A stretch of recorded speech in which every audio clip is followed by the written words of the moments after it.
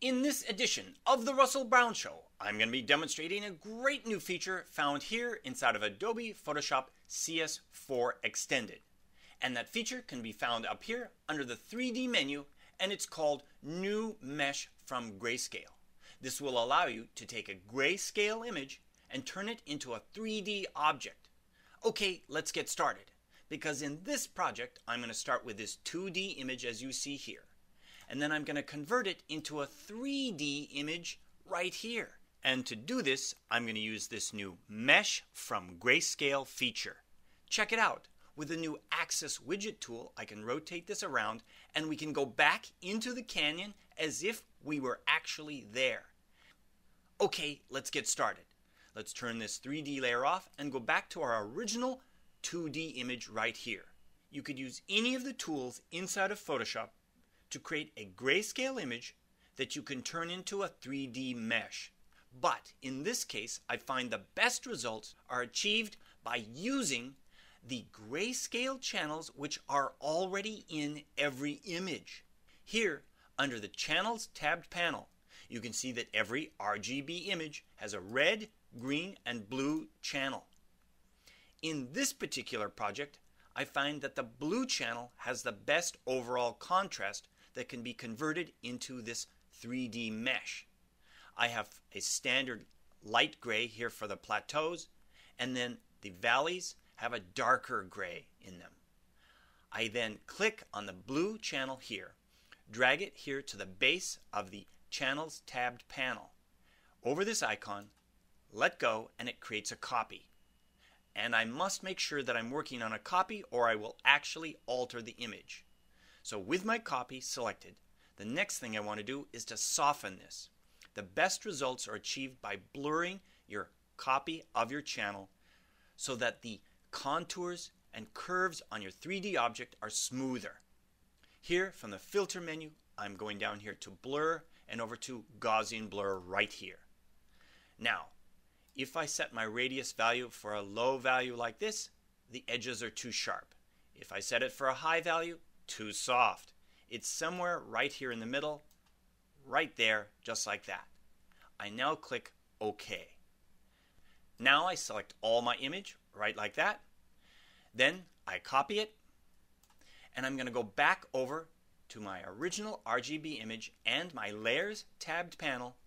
Make sure I target the layer here at the base, my canyon layer, and then again from the edit menu I can paste. So I'm pasting a copy of the blue channel that I've blurred with Gaussian blur, just like that. Okay, now here from the 3D menu I can go down here to New Mesh from Grayscale, and in this case I want to create a plane. I select it. It will then convert this grayscale just like this. Check it out. If I select one of my 3D tools here, and in this case the 3D rotate tool, I can then rotate this new 3D object I've just created, and as you can see it's almost as if you're in the canyon itself. But now we need to take the original image and apply it to this 3D shape. To do that, I go back to my original image, I select all of the image, copy that, and then turn off the visibility of our canyon layer right here and go back to the 3D layer that we just created from our grayscale image.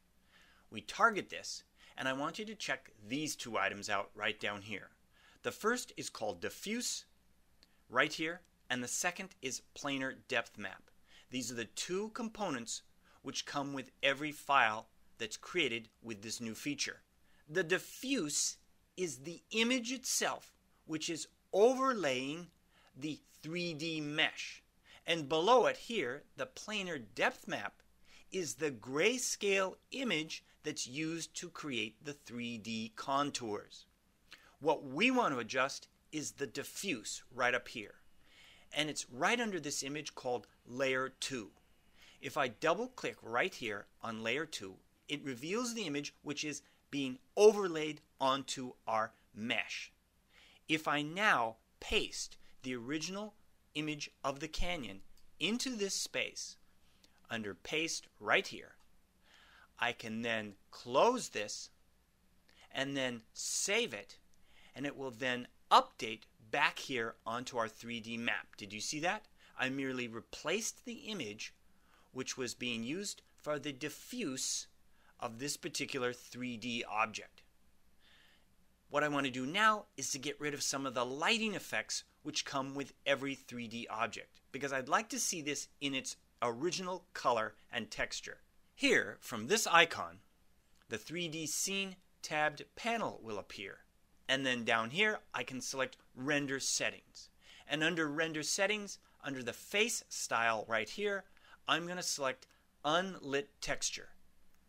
Just like that, and I now can see the original texture and lighting of my image that I started with. I click OK. Let's close this down, and let's take a look at this.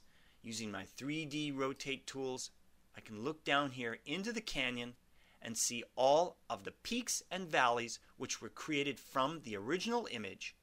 It really looks quite realistic. Fantastic.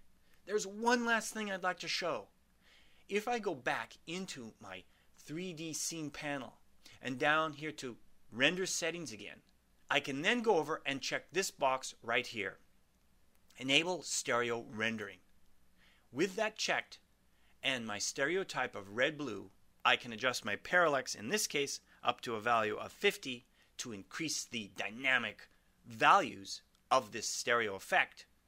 I can then click OK, close this down, and then I'd put on my 3D glasses at this time, and I'm now back in the canyon.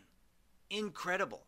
So you've just seen some great new techniques found here inside of Adobe Photoshop CS4 for working with 3D objects and using a new feature called Mesh from Grayscale.